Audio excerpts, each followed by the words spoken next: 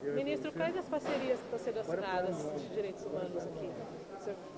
Convênios? São basicamente dois termos de cooperação técnica, que envolve a troca de experiências em relação a pessoas com deficiência e a outra se refere a uma parceria no que se refere à proteção de pessoas ameaçadas, proteção de testemunhas.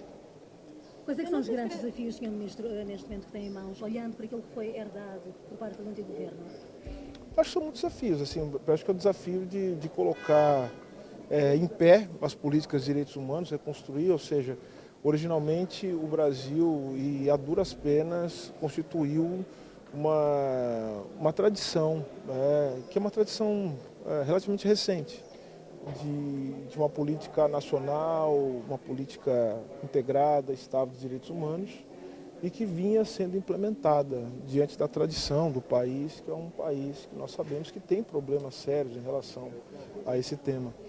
E nós vimos um desmonte, né, dessas estruturas. E o nosso desafio agora é reconstruir, mas olhar para frente também. Não é só ficar tentando de alguma maneira se debruçar sobre o passado ou querer que o passado retorne, porque na verdade nós precisamos fazer uma política de direitos humanos que olhe para os problemas do tempo presente. Então, ou seja, nós temos que pensar direitos humanos na sua conexão, por exemplo, com os desafios da economia.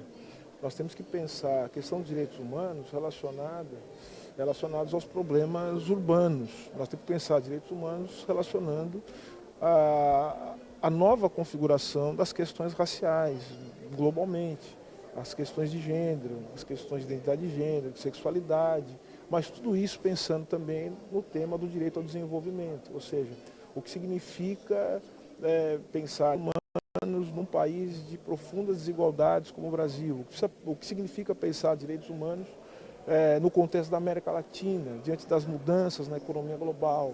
Então, acho que é isso, ou seja, além da reconstrução, fazer aquilo que nós vimos fazendo e que vinha sendo muito bem conduzido,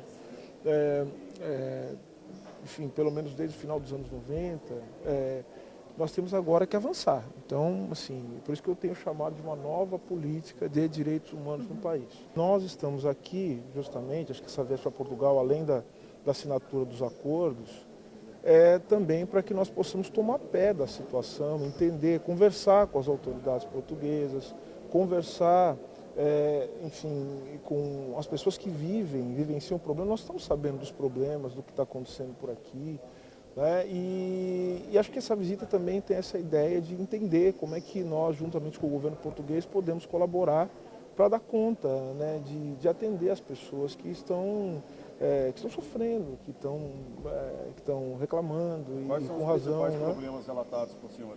No caso de xenofobia, racismo, enfim, são uma série de questões. Justamente, nós estamos aqui, eu quero conversar com o ministro Mauro Vieira e vamos conversar com as autoridades portuguesas para ver o que nós podemos fazer para ajudar os brasileiros e as brasileiras que aqui Vai ter um estão. encontro com a comunidade Está a chegar, Vai ter um encontro e com a com uma última comunidade questão, que está a chegar de Genebra, não é? Da Não, Suíça. oi, pois não? Está a chegar da Suíça. Que balanço é Sim. que faz do que trouxeram de lá? A questão da tortura Sim, foi abordada, em Genebra, não é?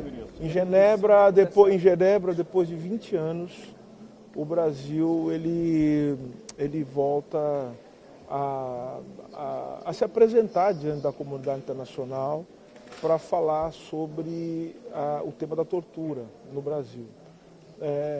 Então, o que nós fizemos foi nos apresentarmos para receber os questionamentos e falar a respeito do que o Brasil tem feito nos últimos tempos como forma de combater e de prevenir a tortura no Brasil. Então, esse foi o tema. Nós respondemos mais de 60 perguntas, somando os 2 dias, ficamos numa sessão que, somando os 2 dias, foi uma sessão de 6 horas, em que os técnicos brasileiros, a comitiva brasileira, e eu fiz questão de, pessoalmente, como ministro de Direitos Humanos, da Cidadania, ou seja, a maior autoridade brasileira no tema, de estar lá, de prestar contas, porque foi o que eu disse lá, o tema da tortura, e nós não estamos lá só para prestar contas à comunidade internacional, porque, na verdade, o que mais nos interessa é prestar contas à sociedade brasileira, ao povo brasileiro.